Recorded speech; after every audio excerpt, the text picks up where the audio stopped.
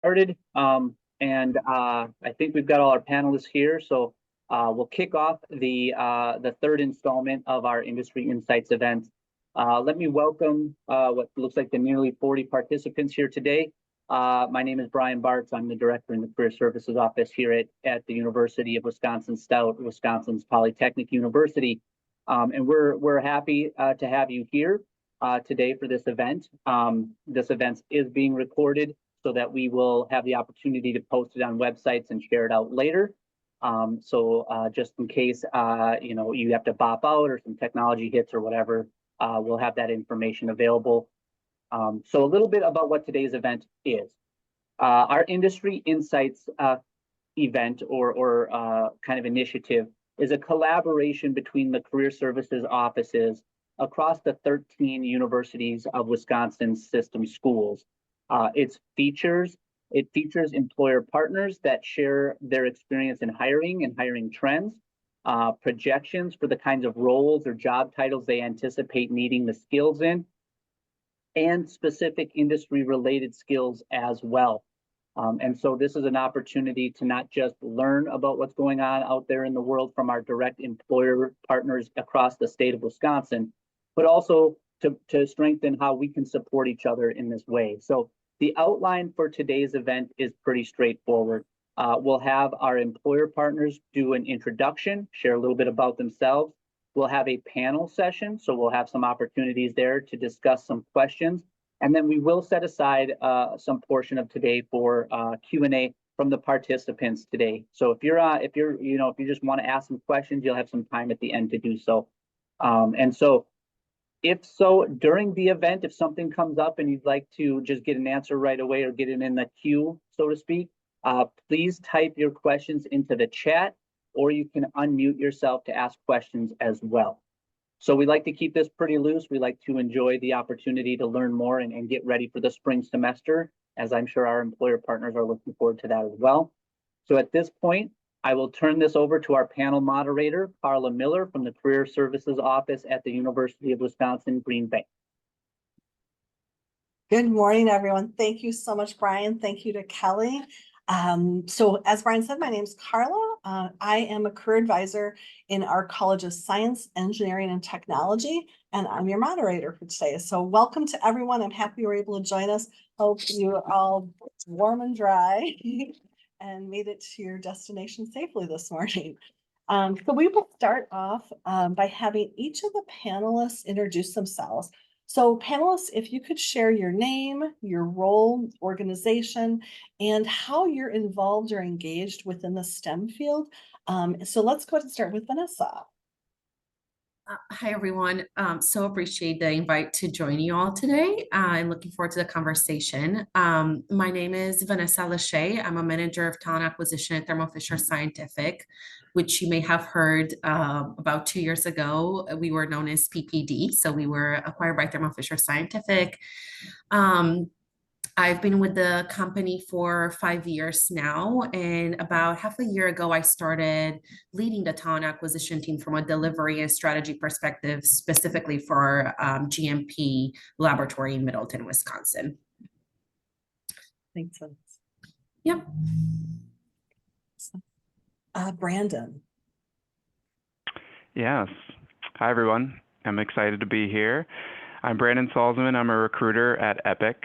And if you're not familiar, Epic is a healthcare IT software company. We build EHRs, electronic health records, for large healthcare organizations. And I have a marketing background. I actually did test software here at Epic for many years until moving into recruiting. And so I have a little bit of experience in like the dev life cycle. And so it's a little bit software orientated, but I work very closely with universities to find individuals with a STEM background for some of our more technical customer support, system configuration type roles. And so I'm very excited to be able to like just chat through what we're seeing in terms of the talent. And I can speak directly to like what the application process looks like here at Epic. Anna. Hi, I'm Anna Bartz. I'm the Vice President of Communications at Evco Plastics, and I also sit on the board of directors as part of the third generation ownership of the company. Although my background is in consumer behavior and communications, I graduated from University of Wisconsin-Madison. I've been involved in STEM-related functions of businesses since leaving when I graduated in 2008. Mostly because there are very few areas of business that don't include, or modern business that don't include some sort of science or technology or engineering. Clearly all business functions utilize math in some manner. Before circling back to EVCO, after gaining experience outside of plastics, I worked mostly in digital communication strategy, which mandates STEM-centric strategic thinking and kind of basic understanding of computer engineering. So, and inadvertently had my toe in this field for most of my professional life. And it's been great. I've been back at EVCO for now, gosh, 11 years. Yeah. And Chris. Good morning, everybody. Chris Rivard. I'm an engineering manager at Fastenal. My responsibility is leading a team of field engineers basically east of the Mississippi. What we're focused on is our direct material customers, so people building stuff. We get involved in supporting their design, failure analysis, and many VA/VE activities along the way. So I hire and train and lead engineers. So that's kind of my perspective for today. Thank you.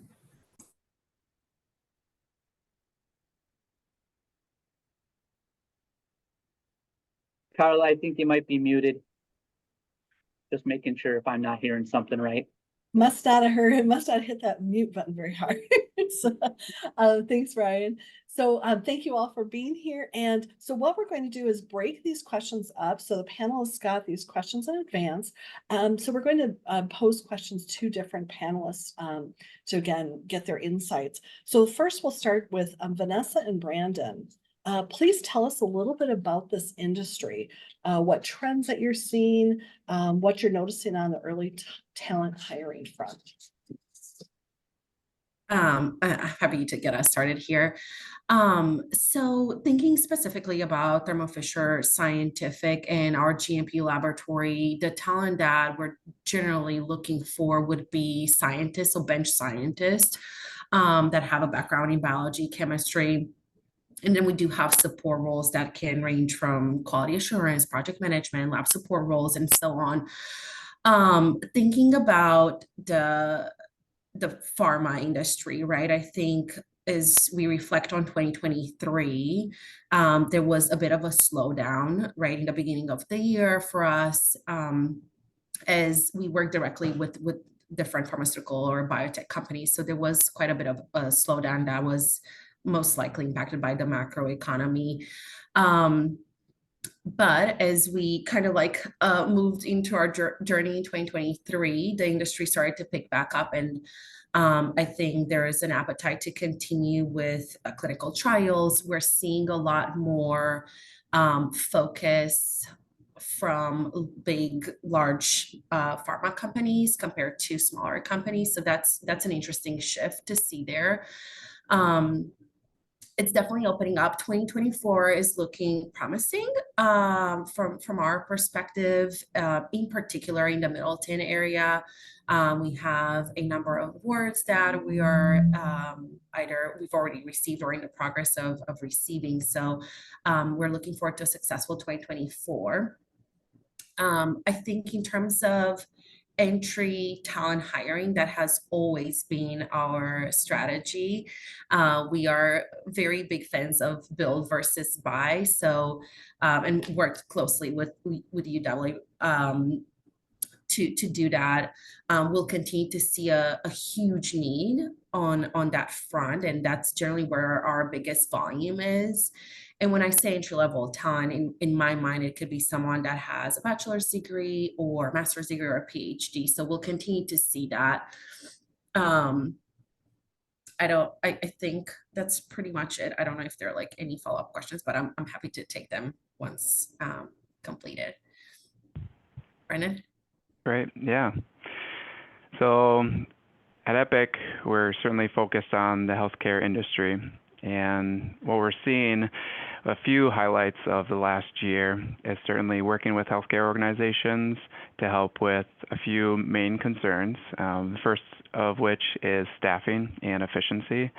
And so we work on the system to make sure not only there are cool features and tools that allow clinicians to have the data they need to make decisions, but also we've been hearing that there's just such a need for efficiency, whether that's just quick automation or if there's ways to have like a quick search in a chart to find what they need.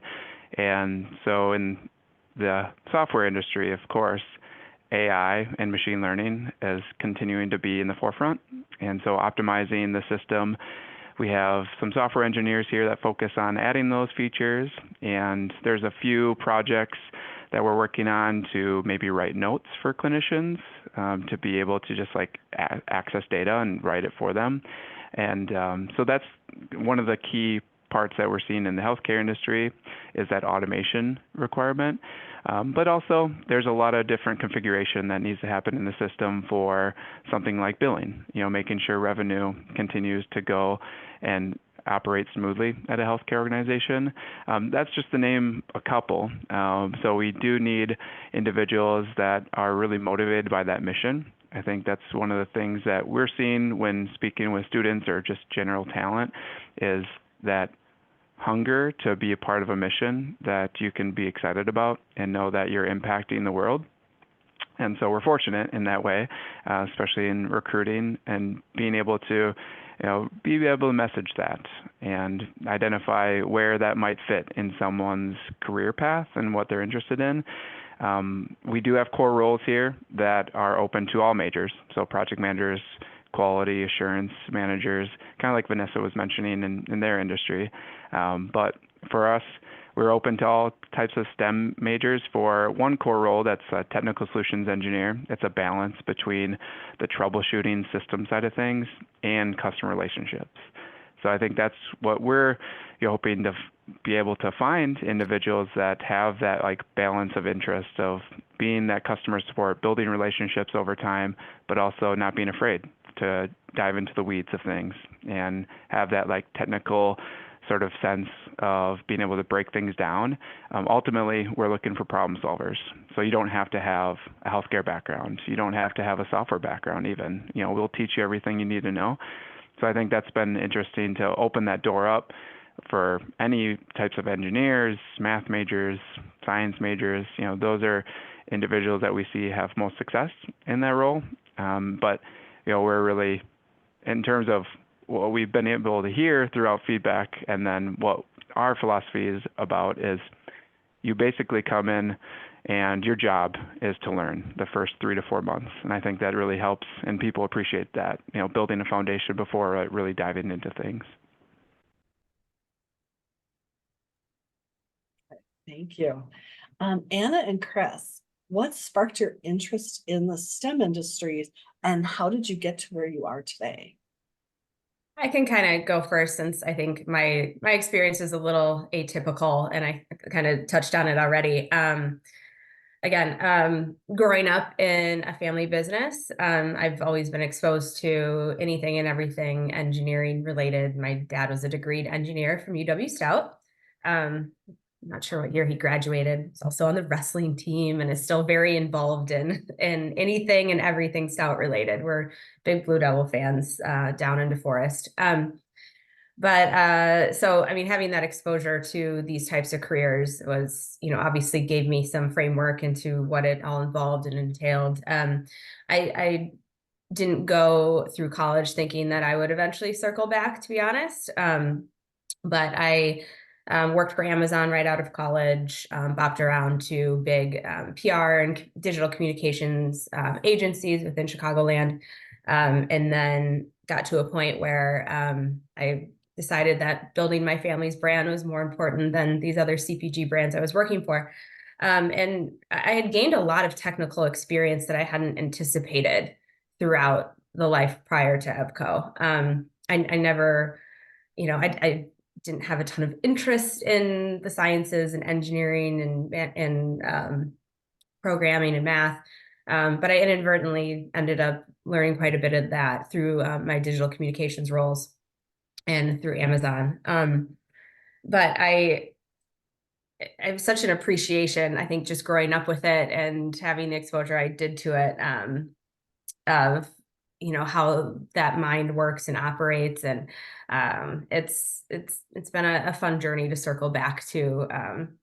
I would say some engineering roots that that I didn't even know that I was going to build upon later in life. So again, kind of an typical experience for me.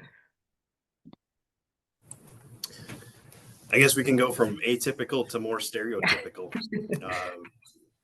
I was always the kid with the curious mind, loved opening up things and just seeing how they worked, and mostly being able to put it back together when finished. But I I was that kid that played with Legos. I still find them very useful for fixturing in my DIY world. My father was an engineer out of University of Minnesota, and he also got involved in some things where they did like this visiting wizard program through his employer, and we did all sorts of dissecting of cow's eyes, looking at lenses and playing with liquid nitrogen. And so I guess just being exposed to the sciences early just kind of got me hooked. And so it was a natural fit for me to pursue a STEM path. So we're going to transition to the next question. Questions talk a little bit more about hiring in the STEM field.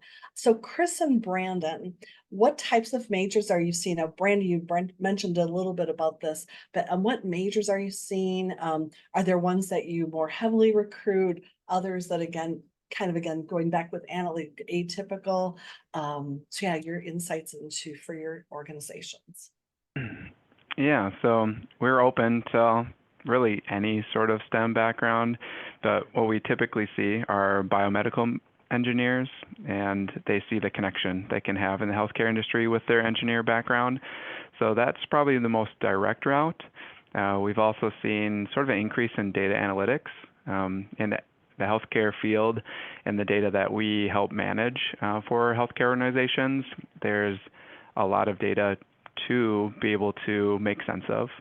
Population health is a big topic as well. And so I think there's a lot of data analytical driven individuals that see that potential and maybe seek out a software firm that might be a little bit more related to like healthcare and the data that continues to grow in that field. So those are probably the two more like direct routes that we're seeing. But again, having any sort of math major or any sort of like even civil engineering, even though it's not directly related to software, there's still an opportunity to use the skills that individuals have been taught through their curriculum.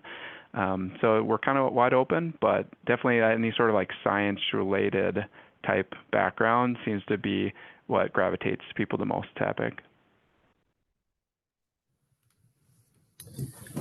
And from our perspective, we're making it a differentiating point for us to be hiring our sales engineering team as strictly degreed engineers. So a lot of our competition might hire somebody that was, a 20-year vet and they're just technically sound.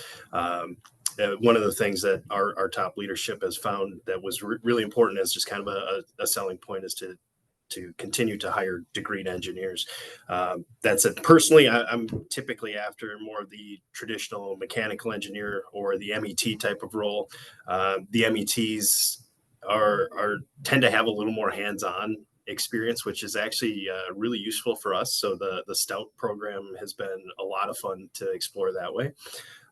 The IE crowd is also very interesting in our role because we're doing a lot of VAVE kind of things. So optimization of customers' processes is always attractive to us. And then just us as an organization, we're starting to develop a lot more software related solutions as well. So the EE and our manufacturing division also has plenty of needs as well. So there is no shortage of any STEM related field, honestly, for us.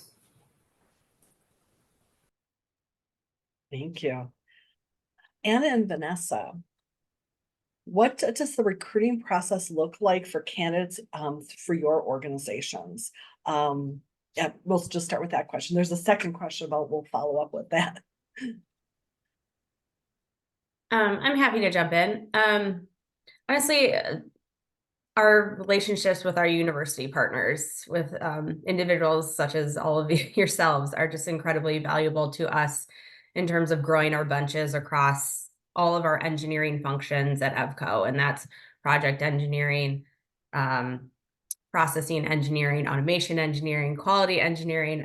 We have quite a bit of degreed engineers from Wisconsin system. Specific to plastics, I can count on one hand how many universities offer accredited plastic specific engineering degrees. And so we heavily invest in our connections with those professors and supporting those students. Again, I hate to bring up our friends at Stout again with so many other tremendous universities that we have partnerships with and we recruit heavily from, but because they're one of the few universities with a plastic specific degree, we rely heavily on that channel to bring in degreed engineers. I mean, I think at last count, we were about 25 to 30 just Stout specific engineering grads.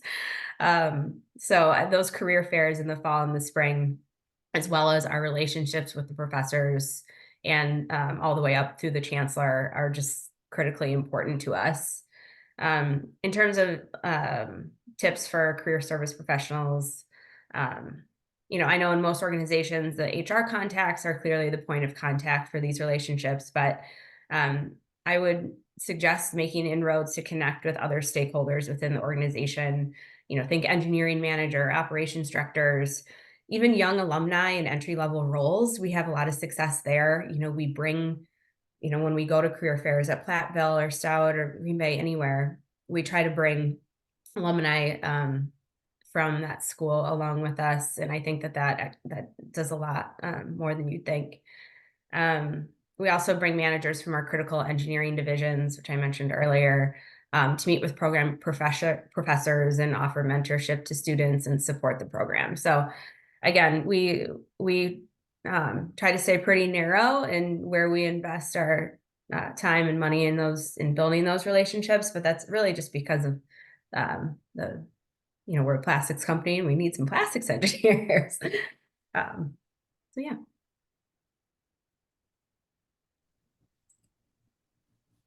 I am very interested in plastics. I'll probably do a Google search once we're done here.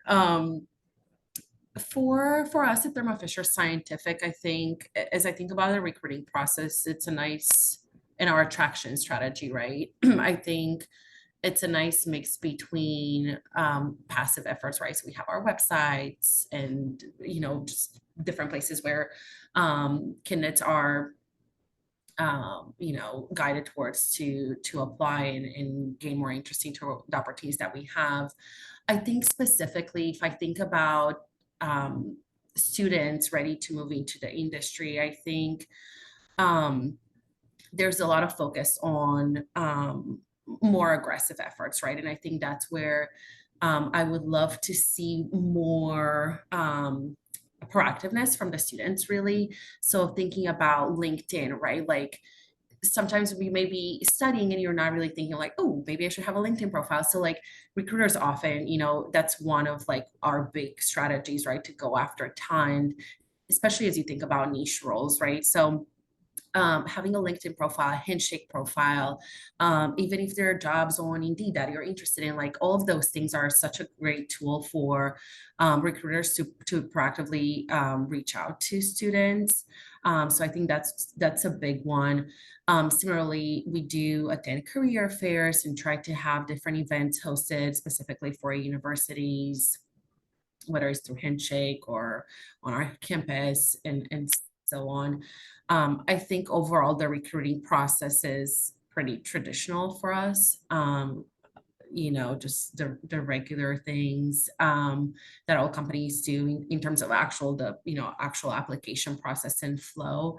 But again, if I think about how to prepare the student is just being marketable, being out there, right? For the companies to be able to reach out to them is the biggest thing that's top of mind for me.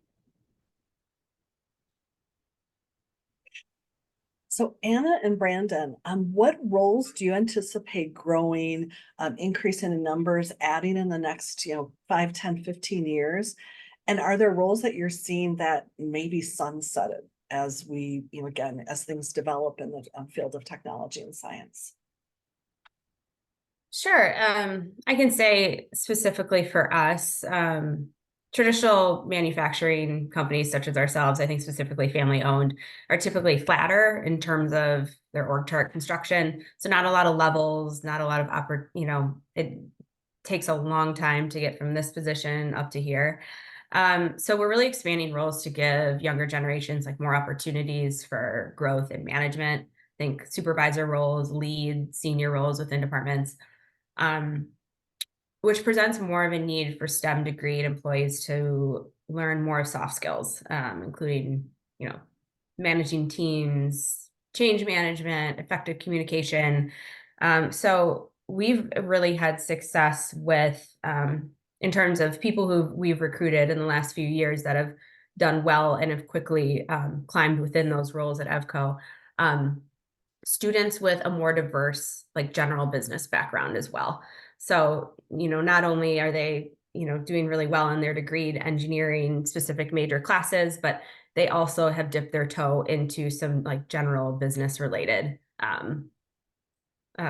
classes and coursework. I just feel like even if it's a handful of them, just getting that exposure to that side of our business is just going to help them grow. In terms of what roles may sunset, um, we're not seeing many roles that are going away. I think inadvertently due to interest, some of the more like heavily trade related engineering opportunities, like in like tool and die design and management and development. Those are hard to recruit for. So I think our hands being forced a little bit to find different ways to get the work associated with those roles done. But I can't really speak to any roles that are necessarily sunsetting. Maybe more so in the realm of like sales and kind of the other side of the business that, we're seeing some things soften, but certainly not as in our STEM related opportunities. Yeah, and I would actually echo Anna there of that need and desire to have that soft skill combined with a little bit of technical background. I'd say when you think of like sunsetting, we here at Epic, we don't have like roles in mind that I could see like going away, but I'd see the shift of responsibilities to be a little bit more hands-on, managing a customer relationship, but also being able to dive into the system. It's nice when you can have the conversation that allows you to really understand their needs, and then be the individual to actually make those needs like be front of mind, and you can actively in that conversation know what the system can do or any sort of like capability that we have here technically.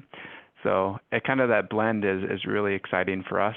We do have I think I mentioned before, like project managers that are going to be non-technical and a couple other non-technical roles, and those aren't going to go away.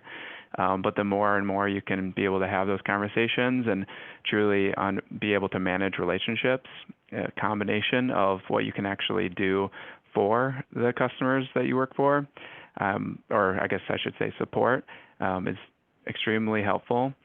And otherwise, I do see here in kind of the healthcare IT field, a larger need for like infrastructure system type roles. And so we're seeing that increase, and it's a little bit more specialized. I'm talking like cloud management, security, networking, Windows.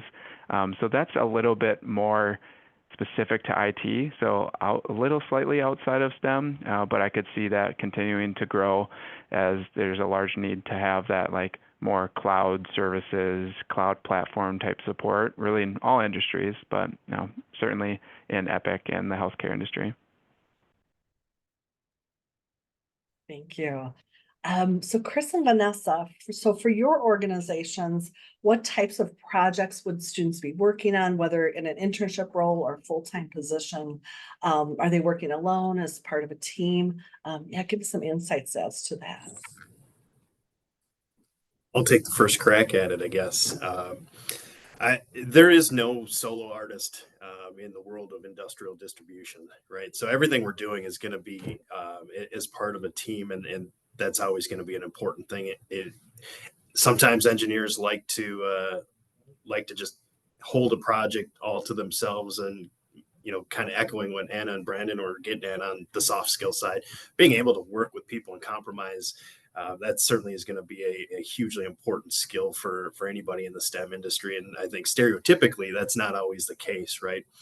So finding ways at the university level to foster those project-based types of opportunities, it's great. I can speak to the two interns that we're going to be starting relatively soon. They're both coming from the Wisconsin programs. One's going to be basically doing contract review for a local OEM. All of their prints are going to be relatively technical. The industry standards attached to those prints are relatively technically written, and a lot of times our sales staff doesn't know what note number 7 really means, right? And that's where our interns are going to come in and really help understand, are we actually meeting every note on the print, and documenting that and retaining that, so that should there ever be a question, it's not the most exciting work, but that's sometimes what internships are great for. Gives people a little taste of some of the things that we do on a daily basis. The other intern that we're going to have is truly going to be much more of a project-based problem-solving type of role.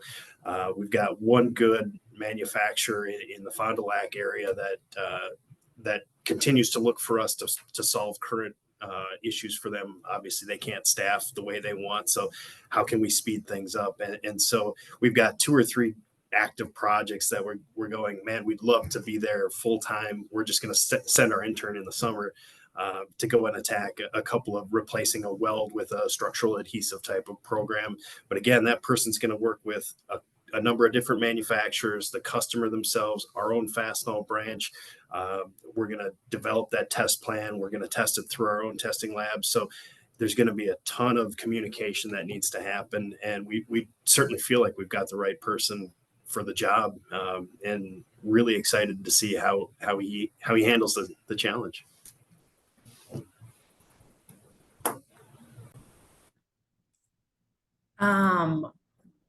For us, so thinking about the internship program, which is, we think of it more of an opportunity to help the students get some more insight into the industry and set them up for success if they think that this is the natural step for them. So specifically for our Middleton lab, and just because of the type of work that we do there, we starting last year, we actually have worked closely with the hiring managers and leaders in the lab to kind of create a mock-up almost of the actual techniques that we would perform.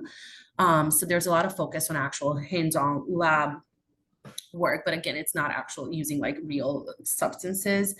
And then there's a lot of rotations across different departments that we have, a lot of opportunities for training and development, learning more about the industry. We have a huge aspect to our work from a regulatory perspective, so really understanding the importance of that.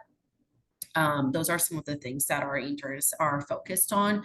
The work generally, it's individual, but you are part of a team. So that's definitely a skill that we're certainly looking for, whether it's in our internal interns or full-time hires.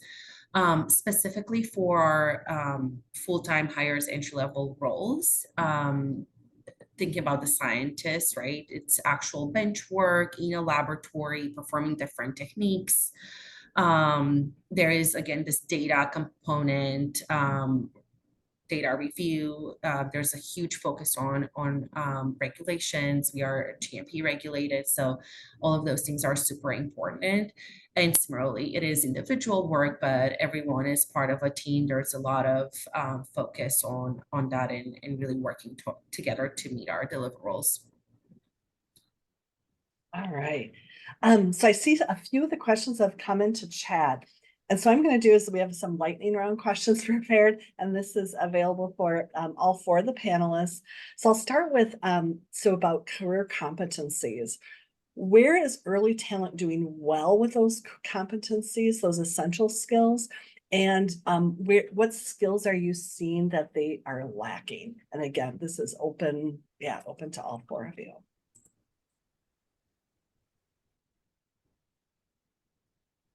Happy to take a stab here. So first question is what they're doing well, right? I think the it's interesting, right? Because in STEM, the technical skills are so important, but in the same time, I think there is a lot more focus on soft skills and this skill-based hiring, right? And it's a fine balance again, because you do need those technical skills, but I think being detailed oriented is critical, and we're seeing some good feedback there. Being a problem solver, being self-motivated, having the ability to like be part of a team and really be able to communicate. The other huge focus that we have is quality commitment. Again, going back to like the data regulatory piece. In terms of, I wouldn't say necessarily like skills lacking, but I think where we're seeing a lot of opportunities specifically for our industry and bench scientists is from a technical perspective. I think, right, as you think about COVID, right, and those years, and we're starting to see the output from now for those students that went to school during COVID. I think that's the biggest opportunity we're seeing. There's a bigger learning curve in terms of the actual laboratory skills.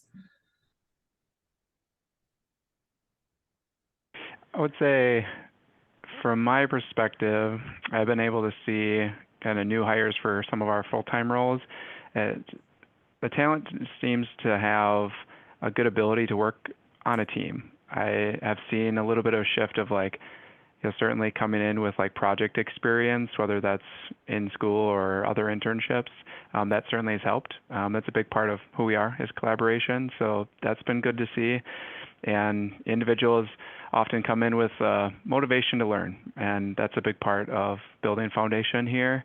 And so we do have actual like trainers here at Epic, where individuals will go through certifications to become certified in an application of Epic. And so that would be tests and projects. So that transitions pretty well, especially for individuals like coming right out of school. I think some things I'd note of where skills could be maybe a little bit more focused on before starting in the workforce. And individuals with like maybe professional experience, internships, they might have this already, but straight out of school, the ability to communicate and be proactive about smelling smoke or escalate. Yeah, that's the right word I was trying to think of. Being able to escalate because things change. You might be working on a project and something in industry changes or something with your client changes. And so in a more controlled environment like academics, that project that you might be working on, some of that experience, typically data doesn't change too much.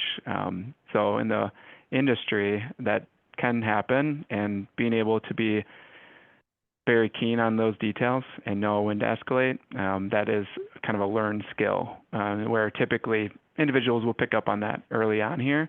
But I could see like during that training period and sometimes taking on the core responsibilities in an early career. So those kind of lessons do take place where there's a little bit of a learning curve.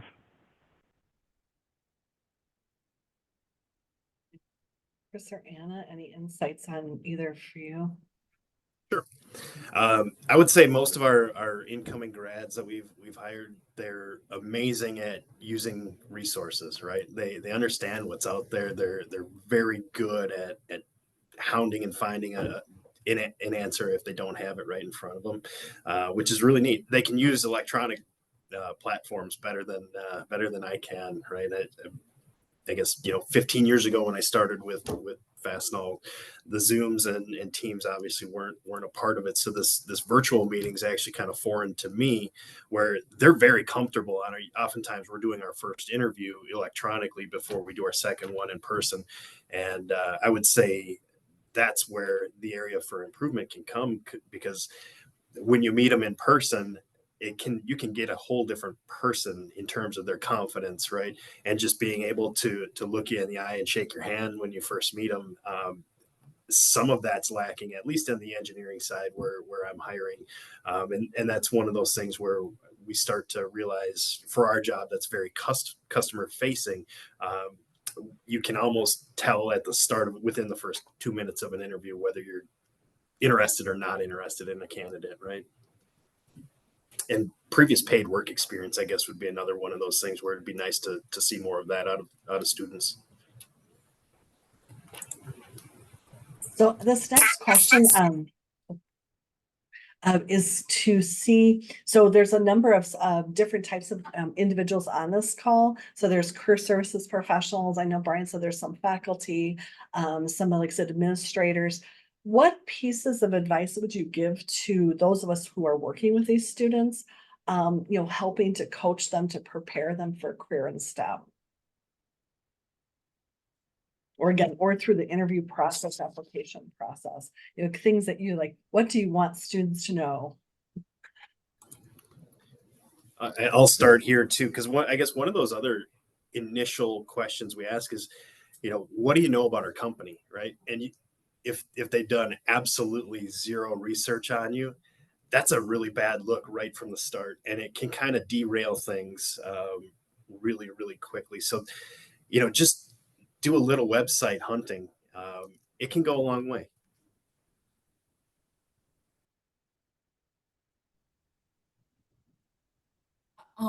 I think from my perspective,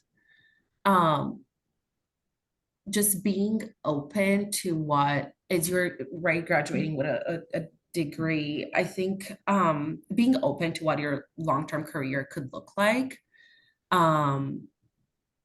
But also as you're thinking about your first job, right? Perhaps concentrate on having something that you're actually passionate about.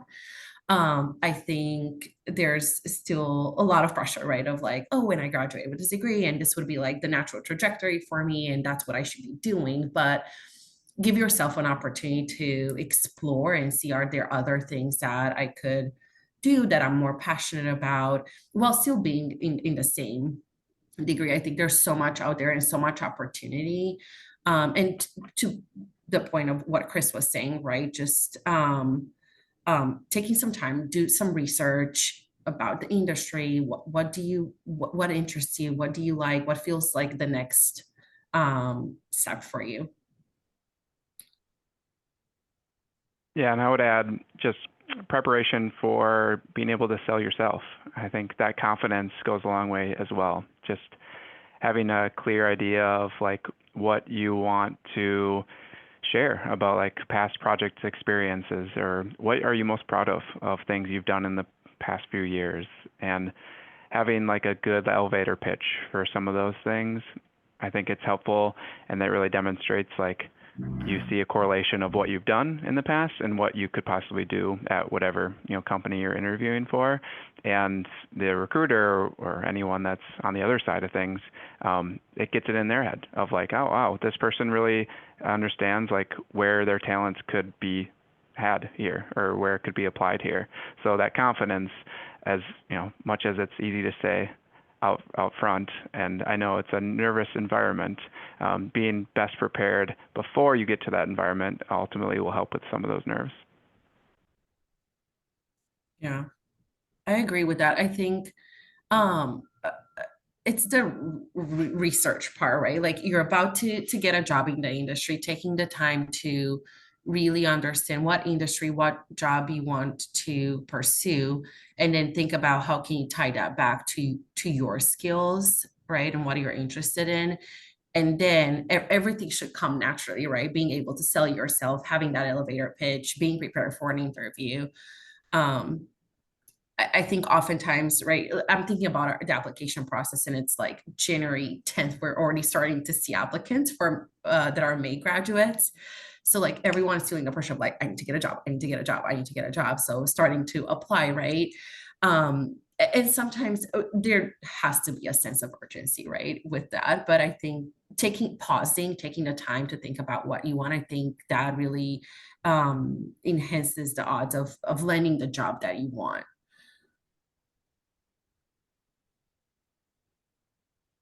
Questions from our audience. I know there's some questions in the chat. So Brian, if there's any of those that, like I said, you want to read, because I was trying to get back to the chat. You again, feel free to unmute if you have a question you'd like to ask too. Either way is fine. Carla, there is a couple in the chat, and I think if we can go through them a little bit.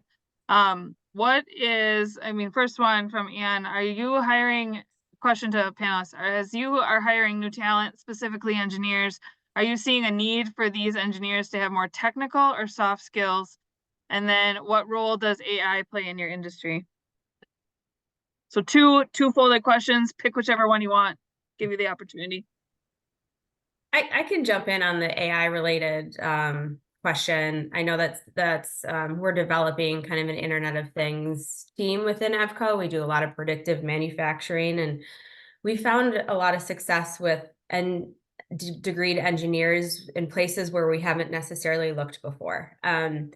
I think that it's such a new developing field. And I think people or students' experiences with AI and as it relates to STEM related roles in manufacturing specifically is just so new, and we're all kind of learning together. So for example, during COVID, we had an aeronautical engineer from UW join our team without a real place to even put him. But he just had a tremendous attitude and was eager to jump in.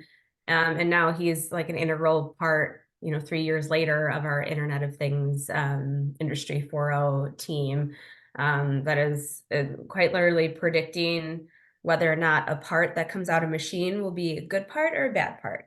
So again, it's really interesting where we've been able to pull AI related talent from, and also teach from within. One of the other questions that I think Carla will get to, not to steal her thunder, is about where our source of applications come through our company. And for us, although we're such a heavily STEM related degreed engineer centric company in terms of where we hire from, we hire for attitude and train for knowledge. So that means that most of our applicants come from those conversations we have at career fairs, at the interviews that follow career fairs. I mean, the vast majority of entry-level engineering related roles for us come from those direct interactions with students. And if we get someone who has the right attitude, is so willing to learn, is well-spoken, is organized, we can train them to do just about anything. And we send them to school once they're on board with us to do that. So I know that we have a couple of people that we hired at one of the fall career fairs starting in May that were mechanical engineers. And that's not necessarily, we hire mechanical engineers, but we certainly focus on different areas of engineering, but they had such a great attitude, were willing to learn, and were interested in things like AI and predictive manufacturing.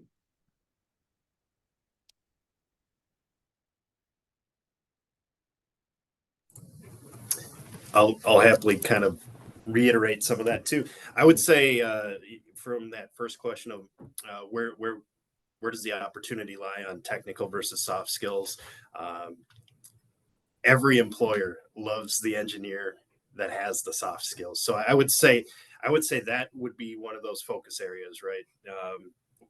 At least my experience going through school, and it wasn't through the Wisconsin system. So I guess I can bash myself a little bit, but we really beat the technical into our engineers. I was in one of the Dakotas, and that you came out and you were kind of trained to have every single base covered, 100%, know everything.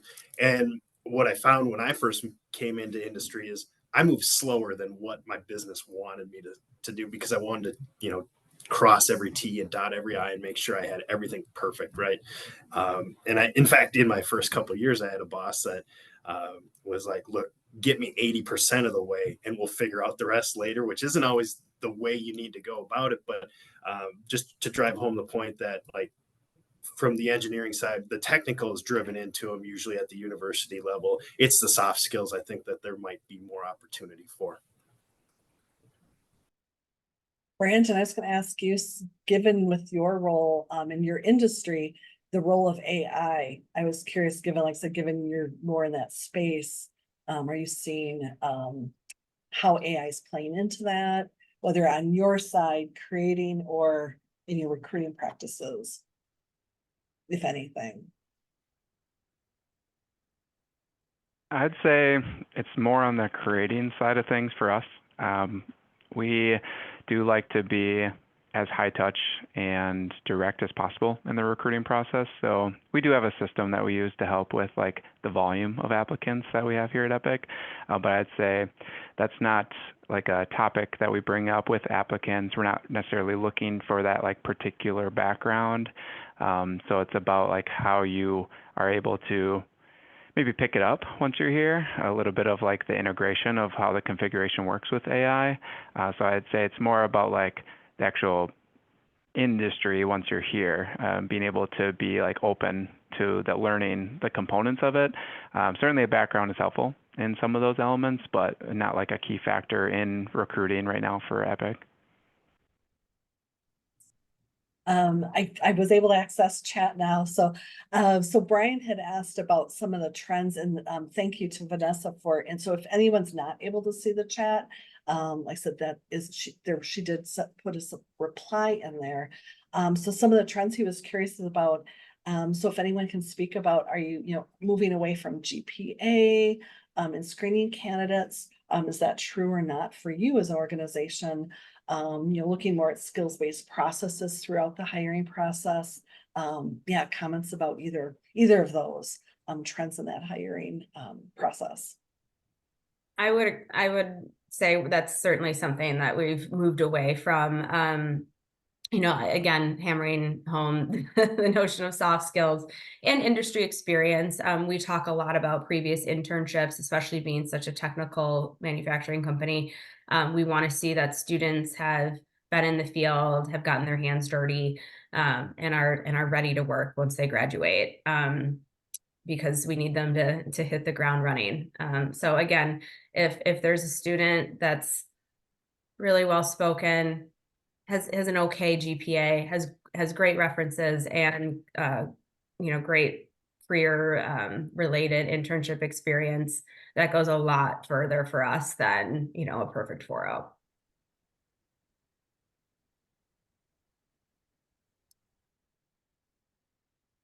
Oh, and there was one other piece. Are you seeing ghosting of candidates or those who've accepted offers? We have. On the applicant side, or? I would say even after, just even for interviews, we've had people where we line it up and then just no shows that way. We had one guy in Canada. We went as far as onboarding and hiring, and he just never showed up to his first day. But I wouldn't say that, like, I don't know that there's any big trend moving in that direction, but have we seen it? Sure. Yeah, and I think for us at least, we've seen ghosting happening more during COVID, when the industry was like ramping up and through the roof, and there were like so many options out there.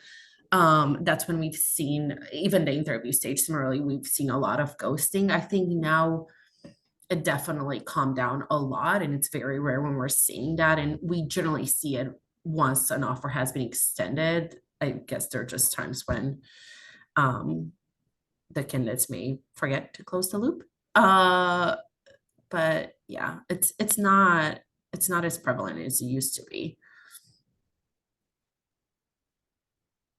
Carla, there's one There's one Oh, in go there. ahead. This is Kelly. What is a common mistake made by applicants who did not get hired by your company?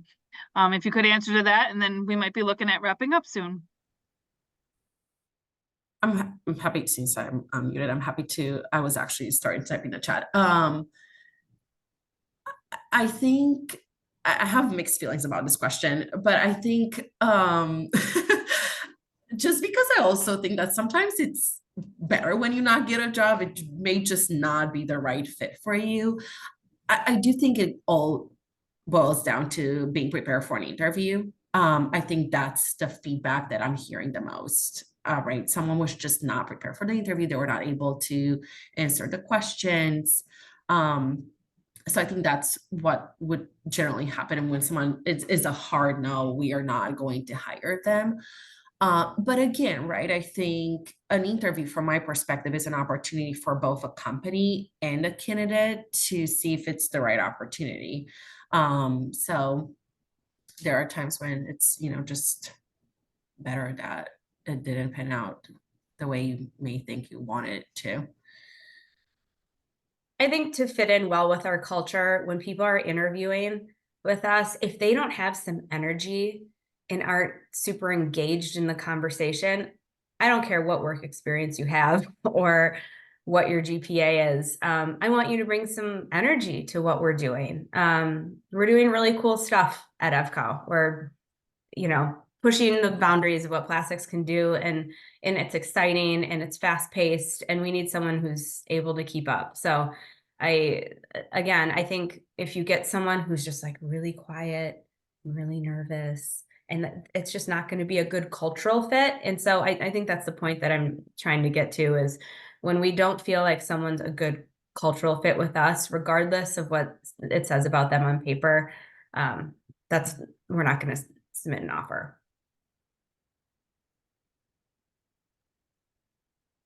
Excellent.